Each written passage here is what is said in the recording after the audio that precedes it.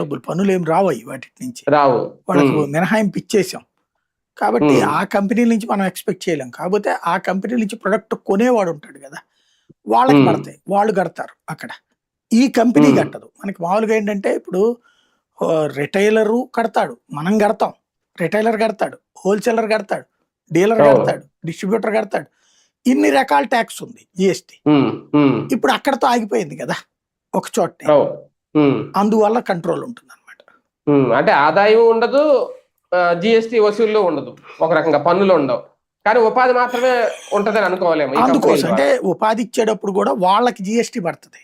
ఇప్పుడు ట్యాక్స్లు వేస్తారు కదా జాబ్స్ ఇచ్చినటువంటి వాళ్ళకి, అవి నడుస్తాయి అన్నమాట.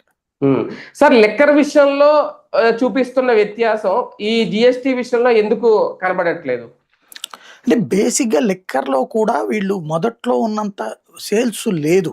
ఎందుకు అంటే మొదట్లో డబ్బులు డైరెక్ట్ గా తీసుకున్న లెక్క చూపించారు. ఇప్పుడు ఈ డూప్లికేట్ లెక్కర్ వచ్చేస్తుందా, రెండో పక్కన ఇతర రాష్ట్రాల నుంచి తెప్పించినటువంటి లెక్కర్ని అమ్మేస్తున్నారు వీళ్ళు. ఇది చాలాసార్లు పట్టుబడ్డారు కదా, ఇప్పుడు మానేశారు. ఎందుకంటే మళ్ళీ పట్టుకోవడం ఎందుకు, మనవాళ్లే కదా ఎక్కడికక్కడ దొరుకుతుంది అన్నటువంటి.